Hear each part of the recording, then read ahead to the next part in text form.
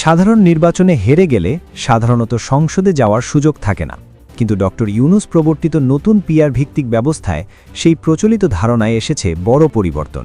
এখন জাতীয় পর্যায়ে যে দল যত শতাংশ ভোট পাবে সেই অনুপাতে ১০০ সদস্যের একটি উচ্চকক্ষ বা সিনেট গঠনের আলোচনা চলছে। ফলে ব্যালট যুদ্ধে পরাজিত হলেও আলোচিত ও প্রভাবশালী অনেক নেতা সংসদে যাওয়ার সুযোগ পেতে পারেন। জামায়াতে ইসলামী দাবি করছে তারা যদি ৪২% ভোট পেয়ে থাকে তাহলে উচ্চকক্ষে তাদের ৪২ জন প্রতিনিধি থাকবে। এই প্রেক্ষাপটে আলোচনায় এসেছে জামাত ও বিএনপির একাধিক হেভিওয়েট নেতার নাম। চলুন একে একে দেখে নেওয়া যাক হেরে গিয়েও কারা যেতে পারেন সংসদের উচ্চকক্ষে। প্রথমেই নাসির উদ্দিন পাটোয়ারি। ঢাকা ৮ আসনে তুমুল লড়াইয়ের পর তিনি পরাজিত হন। বিএনপির প্রার্থী মির্জা আব্বাস পান ৫৬,৫০২ ভোট এবং ২৮৪টি পোস্টাল ভোট।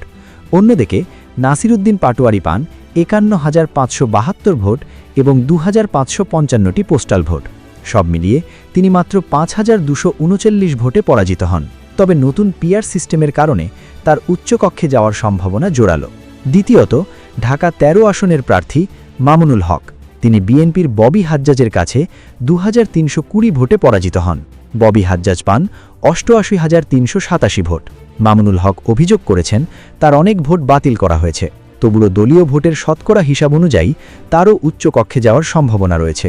তৃতীয়ত, খুলনা ৫ আসনে জামায়াতে ইসলামীর সেক্রেটারি জেনারেল মিয়া গোলাম পরোয়ার ২,৭০২ ভোটে পরাজিত হন।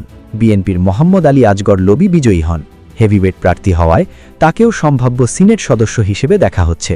চতুর্থত, কক্সবাজার ২ আসনে ড হামিদুর রহমান আজাদ ৮৯,৬৩৩ ভোট পেলেও ৩৫,৬২৮ ভোটে পরাজিত হন। তবে দলীয় কোটার ভিত্তিতে তারও উচ্চকক্ষে যাওয়ার আলোচনা চলছে। পঞ্চমত, সুনামগঞ্জ ২ আসনে অ্যাডভোকেট শিশির মনির ৬৩,২২০ ভোট পেয়ে পরাজিত হন। বিএনপির নাসির চৌধুরী পান ৯৯,৫২২ ভোট। পরাজয়ের পর তিনি বিজয়ী প্রার্থীকে ফুল দিয়ে অভিনন্দন জানান। রাজনৈতিক মহলে ধারণা করা হচ্ছে তিনিও উচ্চকক্ষে যেতে পারেন। ষষ্ঠত, সার্জিস আলম। তিনি সরাসরি নির্বাচনে পরাজিত হলেও দলীয় ভোটের অনুপাত বিবেচনায় তার নামও আলোচনায় রয়েছে। সপ্তমত, আসিফ মাহমুদ। তিনি সরাসরি নির্বাচনে অংশ না নিলেও দলীয় গুরুত্বপূর্ণ মুখ হওয়ায় তার উচ্চকক্ষে স্থান পাওয়ার সম্ভাবনা নিয়ে আলোচনা হচ্ছে। অষ্টমত, মোহাম্মদ সেলিম উদ্দিন।